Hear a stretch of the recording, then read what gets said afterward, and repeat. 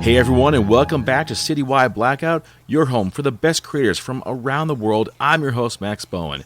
And joining me once again, as he's been doing for the past few weeks, Curtis Hughes. You know the name from way back in the day, and he is back, folks. Curtis, good to have you here again, buddy. Hey, bud. Glad to be here. Let's get this thing rocking and rolling. Yeah, man. Let's get spooky in here. It's horror time, man. It's horror time. Now, our next guest is a very familiar one, both from his short stories and work with Cemetery Dance Publications. But now he is back with his 16th book, but his debut novel. And folks, it's one hell of a ride. Kevin Lucia joins us to talk about the horror at Pleasant Brook. Kevin, welcome back, buddy. It's great to have you here again. Great to be back. Thanks for having me. All right. You know, why don't we open? Do you mind taking us on a quick stroll as to what this book is all about? Sure. So the book actually has a very interesting origin. It has the most shallow origin I could possibly imagine. Okay. Long story short, at my old school, which I no longer teach, we have these sub basements where it's like World War II bomb shelters that they now use for like storage, and they're really creepy and vibey, and it's cool to take the history teacher takes kids down there for like a World War II lesson. I've taken my creative writing kids down there to kind of like soak up the atmosphere. But one year we were doing a ghost walk for like charity throughout our school, and we were setting it up, and I'm like, we got to set up something in the sub basement, and I went in there.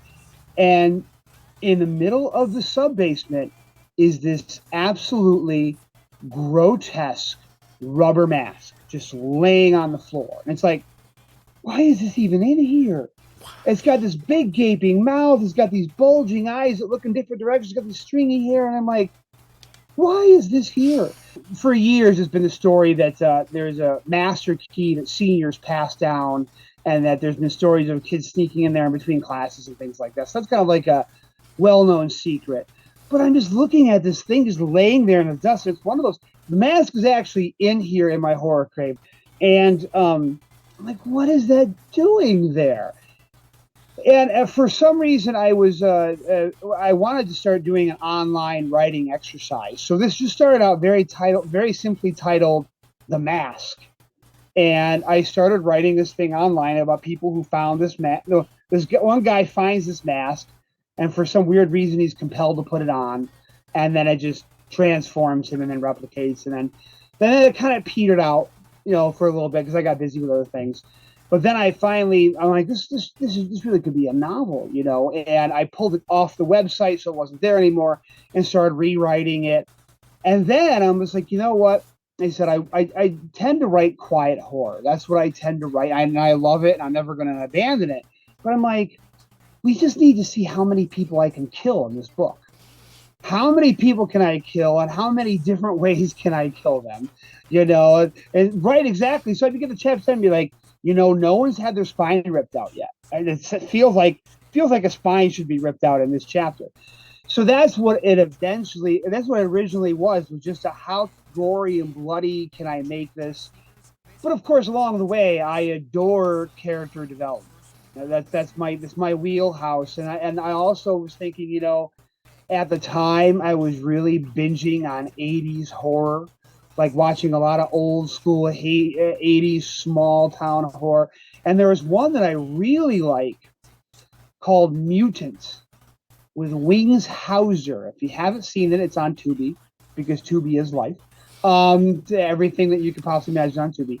And it's a great take on vampire, zombie, whatever. But it's so misogynistic. And it's like, I love Wings Hauser, but it's your typical, they're running away from the monsters, the girl twists her ankle and goes, I can't go on! He's like, smack, get yourself back together! And I'm just like, holy cow, this is like so awful. So as I was writing it, I wanted to write something that was solidly, its DNA was that 80s small town creature feature horror. But I wasn't intentionally trying to subvert those tropes, but I just wanted to make it modern. How would this look like in today's society? And that's developing the characters, and then, we were off to the races, and that's the end product is what you have. Oh my God. Yeah. One of the things I loved about the book, and as you mentioned earlier, character development. You put a lot of love into your characters. There are no cannon fodder here. Everyone. I mean, I'm only in chapter 6 right now, but having met Bobby, the high school, the former high school football star, who, oh shit, Yeah, he's a bad guy. he is not a good person. Yeah. He is not a good person No, not at all. at all. Nope. And of course meeting Lisa and Robert and Grace, who's like the town sheriff, basically. Each character Yep. has a great deal of life inside them. Yep. So the question I want to pose to you, Kevin, is when it comes to making your characters, how much time do you spend just kind of building these people and building their backstories? So I would say that there's probably a good, I can't remember who it was that told me this. It was either, I don't know if you're familiar with Rio Yours, the author Rio Yours. He's a wonderful author. But I remember talking to him about how, I'll end up writing like 5 or 6 pages of backstory, and then realize I don't really need those for the story, but I needed them for the character. So there's a lot where you'll end up shaving away after a while, but it's like there's something about writing characters that I really enjoy. So it's on NetGalley, and it's mostly gotten really, really good reviews on NetGalley. There's a couple people are complaining that I gave too full of backstories to everyone, but I love doing that. Like when I start developing a character, even if I plan on killing that character off at the end of the chapter, I just start getting curious about who they are as a person. And that's what it is, I think, is that I'm just curious. I'll never forget one of the best advice that I ever got in one of my early creative writing classes, and I may have even been in like junior college, was to just go in a public place where it's like a park or something like that, and not somewhere where it would be acceptable to watch people but not be creepy, and just watch them, watch their mannerisms, watch how they listen to how they speak, and things like that. And I remember a turnkey moment for me was at the time I was writing science fiction. I was in college, and it was all really bad. It wasn't really science fiction. It was like it sounded like someone had taken Star Wars fan fiction and Star Trek fan fiction, just kind of jammed it together. That's really what it was. It wasn't really very good though. It was like instead of hyperspeed, it's just bad stuff. And all the characters were the same. They all tonally were the same. But I got a job. I mean, everyone goes through those periods in their life, especially during college, where they get that job that they do not want at all, but they're like broke. So I got a job at a gas station in a bad part of town. Third shift, 11 at night, 7 in the morning. It was right down the road from like 3 strip clubs. So we had interesting clientele that would come through. And there were 2 things that really pinged me as a writer. The first one was one of my coworkers just got talking about her life one night, and she was lower middle class. She was a single mom, dealing with a deadbeat dad who wasn't paying child support and things like that. And it just hit me that all my characters were white, upper middle class, no problems, square jaw, blonde hair, dashing good looks. None of them had any personal demons. And I was listening to this lady tell me her life, and I'm like, this is real. This is real. And then little contradictions. So one night, again, we were down the road from several strip clubs. So we had at 3 a.m. what we like to call our stripper run. Strippers would come in, get their stuff. And of course, I am a young 20-something-year-old young man who's like, these strippers, woo! And very sheltered, right? So this one girl comes in, and she's very, very attractive and things like that. I think she may still have glitter on her face or whatever.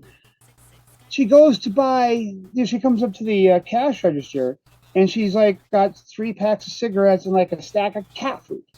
And that's all she's getting. I'm like, first of all, now it sounds stupid. You're like, she has a cat. But I'm just like, all she's buying. She's just going home to her cat.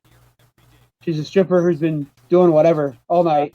And I don't want to judge strippers. I'm not like being judgmental from that. But as in my 20-year-old, very inexperienced and unconsciously misogynistic, perspective, she's a stripper doing these things, but she's going home, and her priority is bringing home cat food for her cat.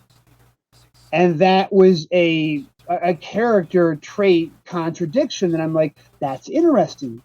That's interesting. And when I start developing characters, I just start thinking of all these little ticks and quirks that I find interesting. I want to know more about them, even if I totally plan on killing them within 5 paragraphs. And you know what? That's unfortunate. Not unfortunately, that is the heritage of Stephen King, because I've also always felt there are some authors where when people have died, I've been like, eh. But then when Stephen King kills people, I'm like, you son of a bitch. I can't believe you killed him, And that's the way I am. I don't feel like you can have any real empathy about somebody dying unless we know who this person is. So, Yeah. You mentioned 80s horror, and I think especially what we see from certain horror series, you see characters that just don't matter. They get killed, right. like whatever, didn't give a shit then, don't give a shit now. But with your characters, one thing I'm really loving is that each one is like could be their own book basically. You could do the book of Bobby, you could do the book of Grace, you could do the book of Lisa and Robert. So I really like that depth here. Now, to give people an idea as to the opening for this story and where it goes, we have Lisa and Robert. They're kind of an estranged couple. They are going through child issues, and this has led to her husband cheating on Lisa, which she is fully aware of. And she, through her work as an art museum, has discovered the means to fix things, shall we say. I want to say, dude, the first... yeah, exactly. Something that will basically make the pain go away, and it gets so much worse. In the first couple chapters, you had me scared shitless, okay? I won't spoil anything, guys. Read the book.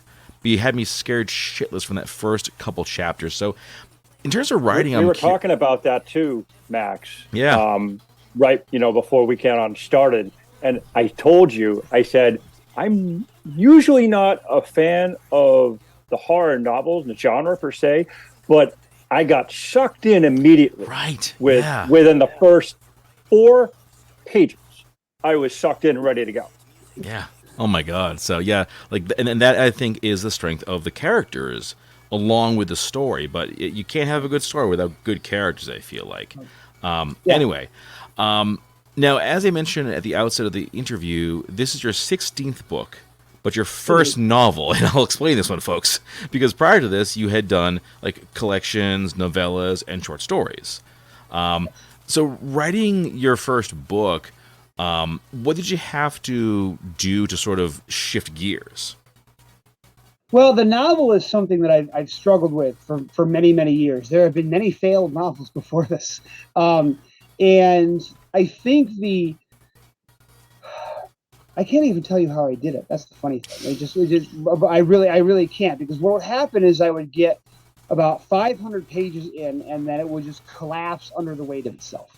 You know what I mean? I just didn't. But I think what happened with the horror at Pleasant Brook is I was able to finally, I think I wanted for a long time. I don't know how much of Peter Straub's work you've read. For a long time, I think I wanted Ghost Story and things like that. I wanted to write big novels like that were super intricate and things, but I would try that and they would just fall apart. But I realized that with the horror at Pleasant Brook, if the plot is still simple enough, you can bring your complexity to the characters, not necessarily. I was trying to make really twisty, complex, non-linear, because that's what Peter Straub does so well, and he's very literary. And I don't want to say I was trying to be very literary, but I wanted, I wanted to have that same importance that I felt about my short stories and my novellas with the novel. But with the horror at Pleasant Brook, what I realized was if you just keep the plot fairly simple, you can put all your complexity in the characters, and then that's what's going to carry it through. It's the same thing with my second novel, which is coming out in November from Crossroads Press, Billy the Kid and Lazarus Stone. That was very much a race to the finish, shoot 'em up Western. But because I kept the plot, and I outlined that one, that's actually one of the few things I've ever outlined, because I outlined that and I knew where it was going, I was able to really dive into Billy as a character and really try to figure out his quirks. And I mean, there's so much myth about what I found is in New Mexico, Billy is like akin to Jesus down there. Like, I mean, he's that mythical of a character that there's like, all these different stories about him. So when I made the plot for that novel fairly straightforward, then I could just apply it to the characters. Like the next novel I have in mind is basically cursed school. How many times have you seen that? Or school gets cursed and students start getting picked off one-on-one. And I'm going to keep it simple because then that way it'll allow me to bring that complexity to the characters. So I like that. Very cool. Now, in terms of the writing process, now you've worked in the horror field for many, many years, working with the fine folks at Cemetery Dance Publications. Did that help kind of prepare you for writing this book at all? Well, the funny thing about that is, remember, I've only been working for Cemetery Dance for about 1.5 years. So the book was mostly, I will say this, from a marketing perspective, yes. Because having worked for Cemetery Dance and launching all of these other books and then seeing how Richard Chismar launches his books, that gave me a couple there's a couple contacts that I built up working in Cemetery Dance that I was then able to rely upon for the horror at Pleasant Brook. And I would see how, an author would be like, for example, Philip Fracasse's Gothic, which I don't know if you read Gothic. So he was the first author that wanted to be on NetGalley. And I put it on NetGalley. And when I saw all those reviews coming in, I'm like, I'm putting my book on NetGalley. I don't care if I have to foot the bill myself. I'm going to put it on NetGalley. And so I think more from that aspect, not so much the writing of the book, but how I'm marketing it. Like I've got a pre-order special right now where if you pre-order it now, you get a signed copy with an additional limited edition novelette a chapbook that I'm not, publishing anywhere else. And this is all stuff that I've gleaned from the way Cemetery Dance does stuff. So mostly from the marketing angle, that has really helped me out a lot. Oh, cool. As far as the skills that you've learned and picked up, is there anything that helped you specifically to avoid any sort of pitfalls or, stuff like that other authors you have maybe seen, have run into? I don't know about what other authors have done. I just know the things that I have, like for example, I've always been very exposition heavy, and like I said, some of that's necessary for me, but there's been times where I'll write 10 pages and be like, no, the story starts here. Early on, I would think every author's like, this is my baby. Every word here is sacred. But I had a good friend years ago who was editing my work, and he noted about 7 pages down. He's like, your story really starts here.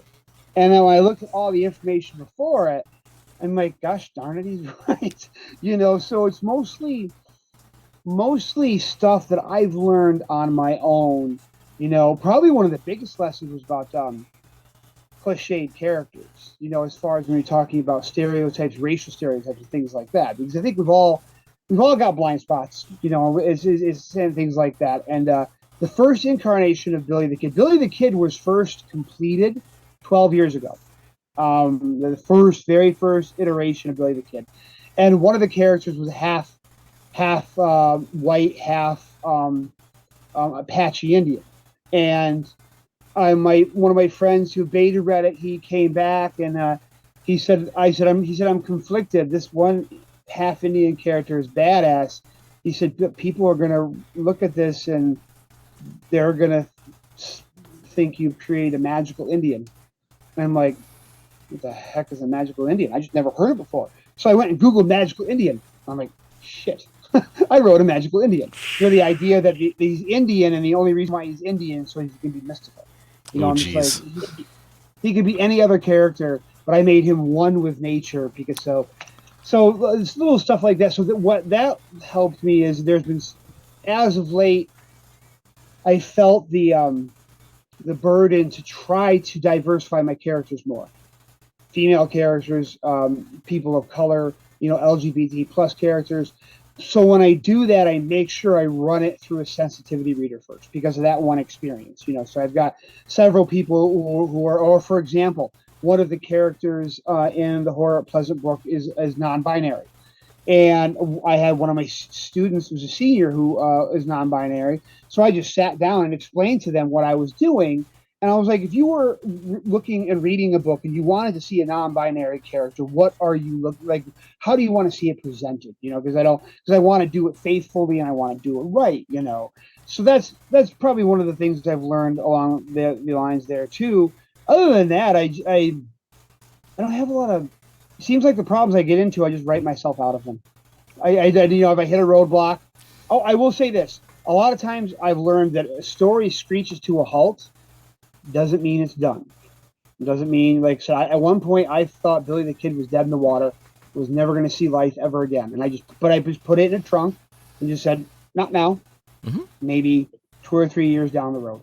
So I always feel like a story just kind of peters out. It doesn't mean that story's dead. It's just not now. Maybe. And then that's probably why it seems like I've got this whole swell of books that are coming out, because these are a lot of not nows. Then in the last 2 or 3 years, I'm like, oh, now I'm ready to finish these now. Definitely.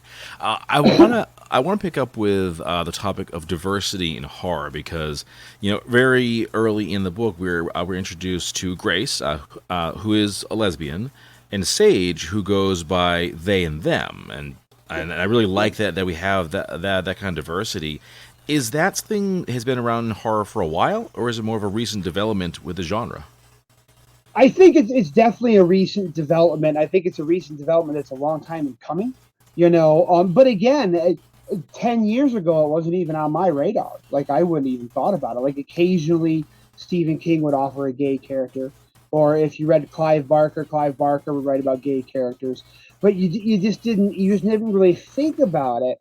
And I think there's been a lot in the last 5 or 6 years that's really broached that question of representation, and obviously we've seen that it has not always been received favorably, which I think is kind of silly. It's kind of like having better representation in horror does not then mean that all the white characters are going to go away or all the white authors are no longer. That's just, to me, that's silly.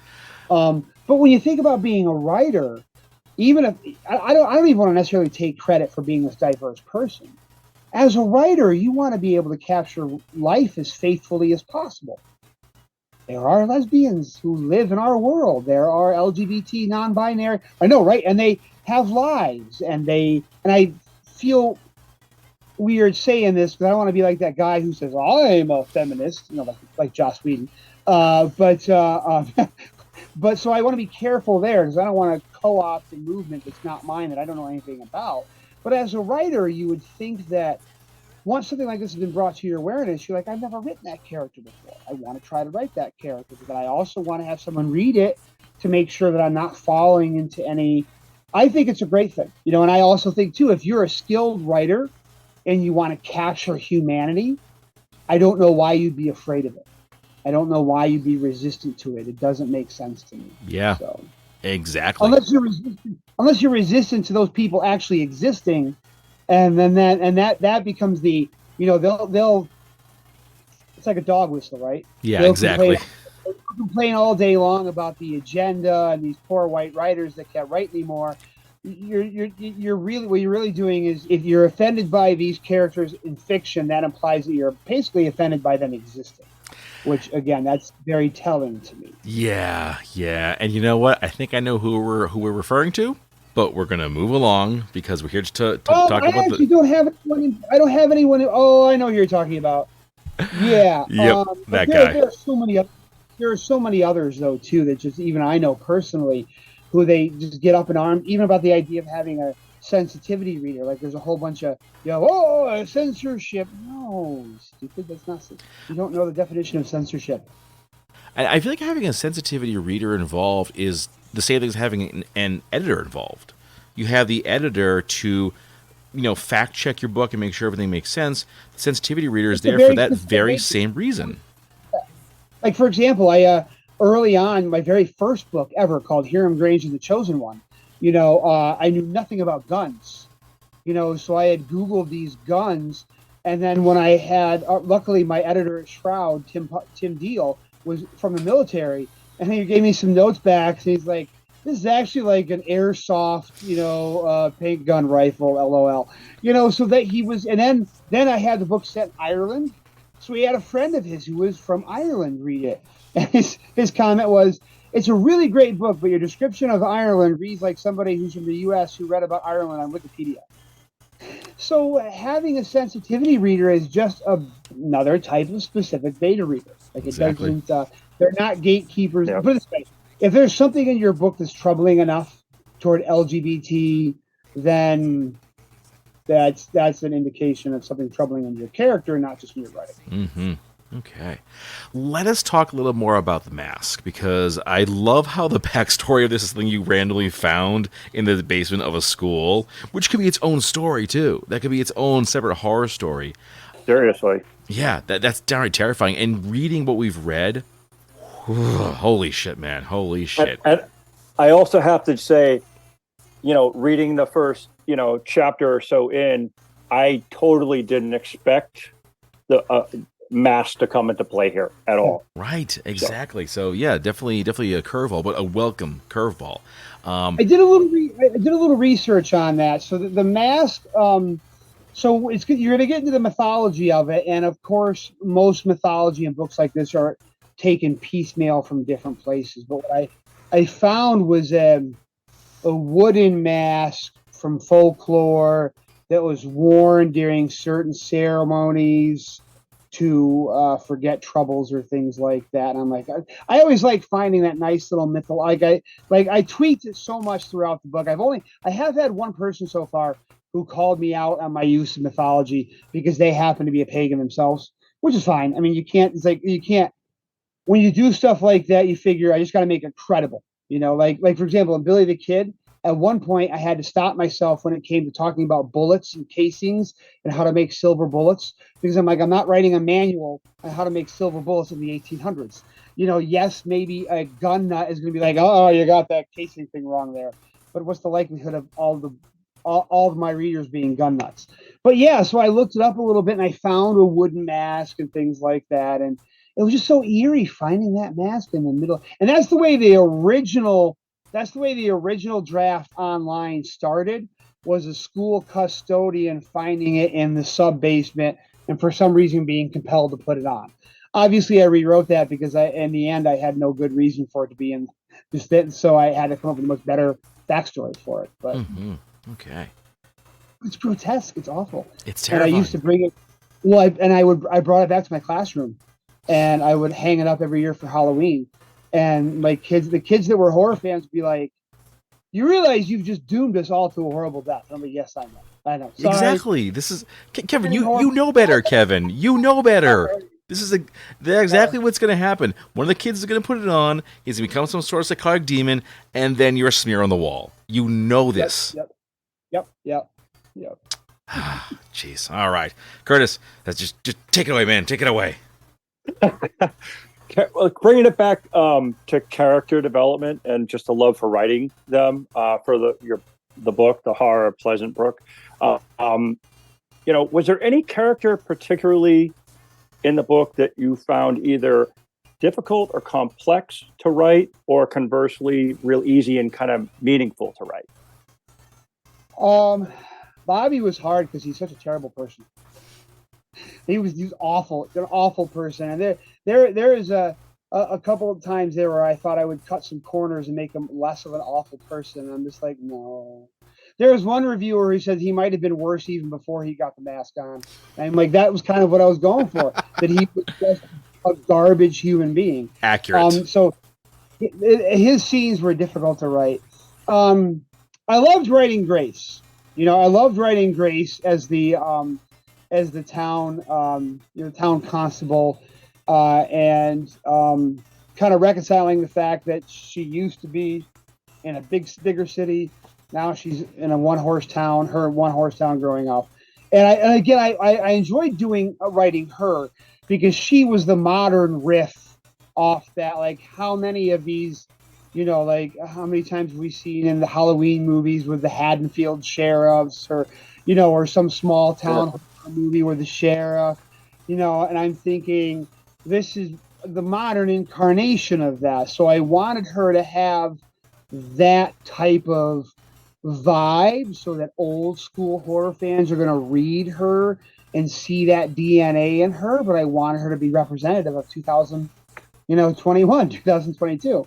I don't know if you guys met Marty yet. You guys haven't met Marty yet. No, not yet. No. Marty, yeah. So Marty and Jenny, I think. Maybe it's Jenny. I don't know. I really enjoyed them because they're really good people.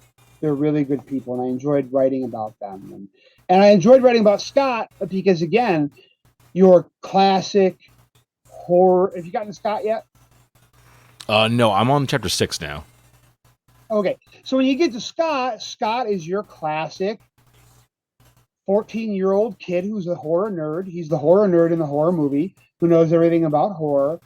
But I wanted him to be a kid that was from 2022, and to be dealing with, so you understand what I mean when you get there. I want him to be dealing with 2022 problems, not necessarily 1985 problems.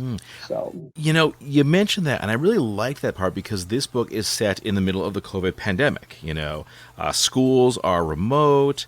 Events are being canceled, much to the chagrin of some people in this town. Those guys are fun too. Oh my God, yeah. Yeah.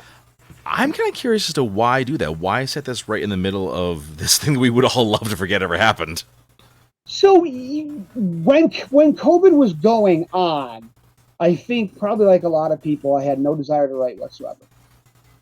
But I thought to myself very vividly. I remember, the horror cave here is my downstairs space, and it's got a separate entrance outside.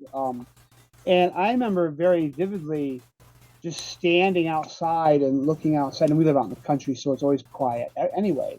But everything just seemed so dead, like it was just dead. And I remember thinking to myself, I don't feel like writing right now. But this is a vibe that we're going to use later, because I feel it right now. We've all gone to sleep, and I wasn't a COVID denier by any means. If the quarantine was necessary, we had to do something, But even so, even knowing something was the right choice, we were all going to sleep and slowly fading away. And I remember thinking to myself, you can't write now because you're not feeling it, but this is going to be useful. And again, the story wasn't, and it doesn't technically in the COVID pandemic. So it's about a year or two after COVID. But I know, being a teacher, there were so many spikes afterward where we were like, oh my God, are we going to remote school again? I don't think I can do this. So that was my own personal nightmare in this book, is that yes, this one small community, there's so many big spikes, they're going to go remote schooling again. And again, Salem's Lot. Stephen King. That was a dead town before the vampires ever showed up. But it was dead for other reasons. It was dead because of prejudice. It was dead because of a closed-mindedness. But for example, the vampires were able to move so stealthily through Salem's Lot because everybody was in their own little, even though everybody knew everyone else's business and it was incestuous, they also were terribly isolated people at the same time. And I'm like, yeah, we're going to try to capture some of that vibe, and you're going to see some of that Salem's Lot vibe in this novel, but I want it to be 2020. And even though I agreed with the quarantine, and even though I thought it was necessary, it still divided us. It still isolated us into our homes and cut us off from everyone.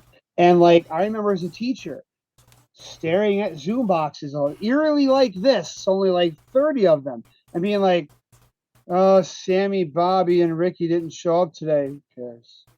And like, if the evil was threading its way through a town like that, what teacher or principal is going to care after a while as little boxes start going black, or you log in and your teacher never logs in? If you're an average kid, you're going to be like, oh, well, and go about and do your thing. So it seemed to be that again, Salem's Lot, that deadness, but with now. And then I was also able finally to mine all those feelings that I felt during the COVID pandemic at a safe distance. Okay. Setting this in a small town isolated? What kind of was the COVID-19 pandemic thing? Was that the premise of why it was put into the scene into the small town, or did it have a bigger role than that? It's always in a small town. I just like small town horror. I grew up in a small town. I grew up in a small town, actually very similar to Pleasant Brook, where there wasn't even a police force. There was a main street and a school and a church or two, and that was about it. And it's, as you're going to see throughout the scope of the book, small towns are neither good nor evil. They simply are. And they're filled with all sorts of people.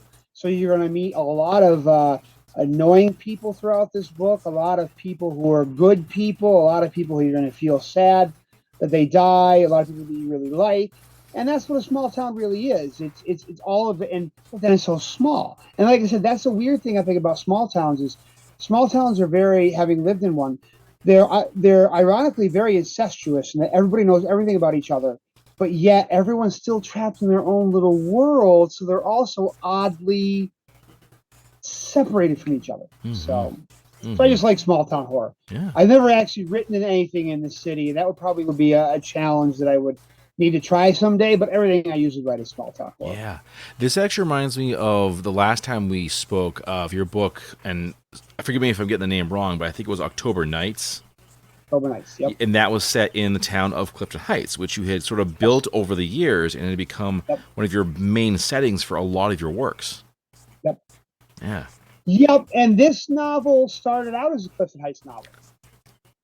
I don't want to give anything away from the novel, but I realized I was restraining the evil so that I could keep writing Clifton Heights stories. And I'm like, that's not serving the story. Ah, okay. That's serving her agenda. I don't know where the story is going, but I was trying to build in checks and balances against the monster and trying to come up with all these crazy explanations so that at the end of the book, we can have our classic Clifton Heights ending. This could also be why I have yet to write a Clifton Heights novel, because that's when you're writing in a mythos like that, it's a little. So I realized very early on this can't be a Clifton Heights novel because you're not letting the story breathe. You're not serving the story. Okay. So. All right. Curtis, of course, asked the big question of, characters that are meaningful. I want to talk about scenes. Where this is a horror book, of course, the kill scenes or the jump scare scenes are the big things. But was there any scene that you found particularly important, or just a scene that you loved writing?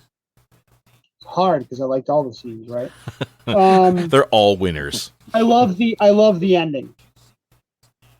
I love the ending. Again, I don't want to give it away. There's 100 chapters in it, 98 chapters, 99 chapters, something like that. So somewhere around chapter 94, I kind of slammed the gas pedal to the floor. And that was a lot of fun to write that ending. It was a lot of fun to write that ending and I really like writing the panoramic scenes, like toward the end of the novel.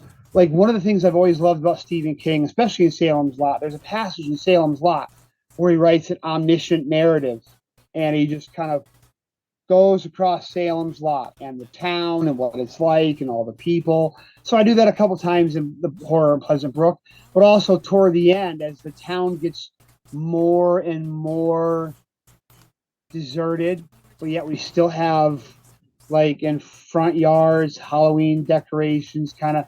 You ever see the opening to Halloween 4? Mm-hmm. Opening montage. So imagine a nice long extended sequence like that with our characters driving in a car and they're wondering if they're the only ones left. And we just have these montages of these front lawns, like with the only thing that's there are abandoned Halloween decorations. I really enjoyed writing those. Okay. All right. Any kind of horror elements you tried to avoid with this book because maybe it was tropey or overused or you just didn't like it? Ironically, the only tropes I was concerned about was the ones with like the misogynistic, the 80s. I honestly, as far as the kills and things like that, I didn't even worry about it. Oh. I'm just like, there's going to be intestines munching, there's going to be disemboweling, there's going to be face is ripped off. It's just what I want. It's like whether or not that came off tropey. And like I said, it's some tropes are, as far as I'm concerned, some tropes are okay if they're tried and true. I mean, this is basically the outcasts of a small town band together to try to defend it. I like that. It's not brand new. It's not brand new, but I would hope that my outcasts are different. Let's talk about the outcasts. Yeah, because that's what I'm hoping, because my outcasts are not the same ensemble of outcasts that you normally have. How did you make them different? What did you have to do to kind of make this set of outcasts unique? Well, like I said, I wanted to keep it like 2022. We have a lesbian sheriff who's running from what was basically sexual harassment in her old job. And not only sexual harassment in her old job, but her girlfriend in her old job wanted her to keep quiet about it, so she came home. We have the non-binary town librarian who, I don't know if you caught it, the non-binary town librarian and the lesbian sheriff were a couple at one point. So they're dealing with that, which again, that would usually be the male sheriff with the pretty waitress, and they're dealing with the romantic tension between the two and why their relationship fall apart. Same dynamic. It's not new, but the people are new. When you get to Scott, you're going to see that he's going through a very common coming of age. Oh, wow, I can't believe I did that. But again, it's not the usual kind. Then I have two other outcasts. Julie's a stripper, who's a recovered alcoholic. So she's consciously still working in an environment where she has to avoid booze every single day, and she's a good person. But this is her job. And then we have Marty, which I don't think you've met Marty yet either. Marty's also a recovered alcoholic, and I don't want to say he's a devout Catholic, but he's kind of a Catholic. So we have all these set pieces that they're recognizable. Like I said, I'm sure people are going to see the horror DNA there and be like, oh, this isn't anything new. No, it's not necessarily new. Hopefully the characters are new. One of my favorite characters that did not get much screen time at all is the bouncer at the strip club who considers himself a devout Christian. And he believes it was God's mission for him to be at the strip club to protect his girls. And he was one of my favorite characters that didn't end up getting the screen time that I would have loved to see him get. But okay. All right, folks, we are coming down to the end of the conversation, but I do want to ask about getting to work with Crystal Lake Publishing. This is the company releasing the book later on in October. How was it to be able to team up with them for the book? So, I mean, they're my publisher. They published my very first collection, Things Slip Through, and they've published 1, 2, 3, 4, 5 of my books, 6 of my books, and I had a novella in their Dark Waters series, October's End. Joe Meinhardt's great. Joe is tireless. He's hardworking. He promotes. He's I think he's been pretty smart too.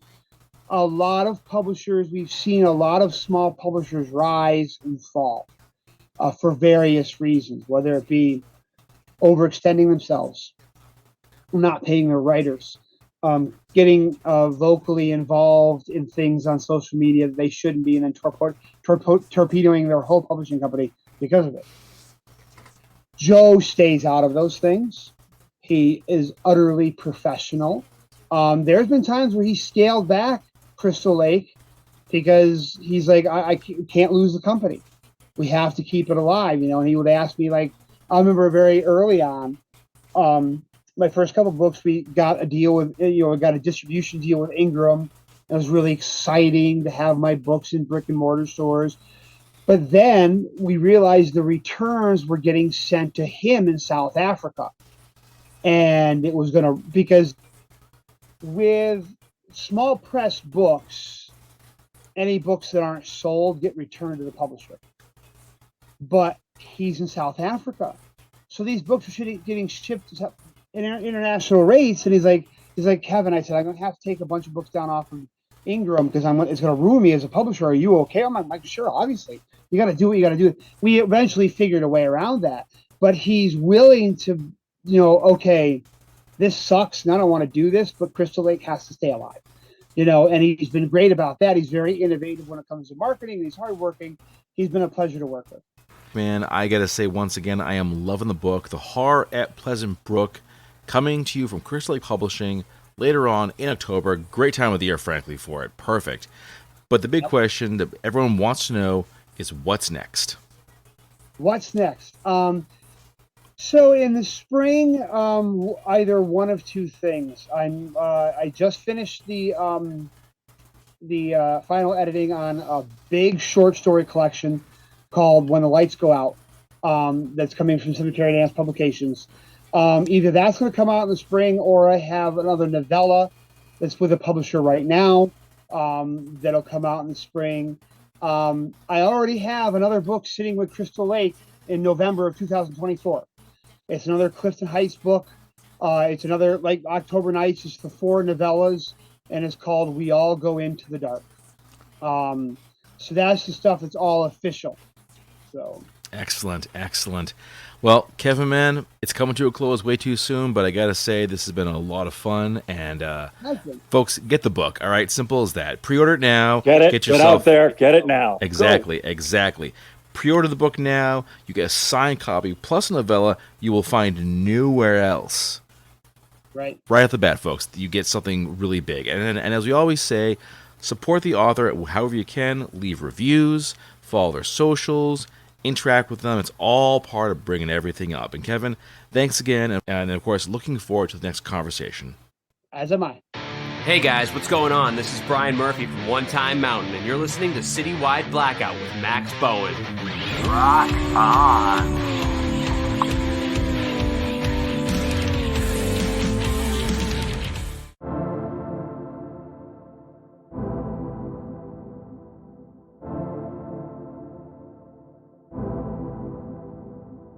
And that brings this episode to a close.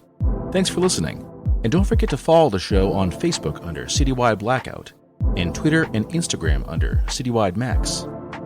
You can find this show on your favorite podcast platforms, and new episodes are added every week, as well as every Saturday at 10 p.m. on Boston Free Radio. You can get at me at citywidemax@yahoo.com. Whether you want to suggest a guest, submit music for the bi-weekly Blackout Collection playlist, or just say hello. That's all for now, and I'll see you next time.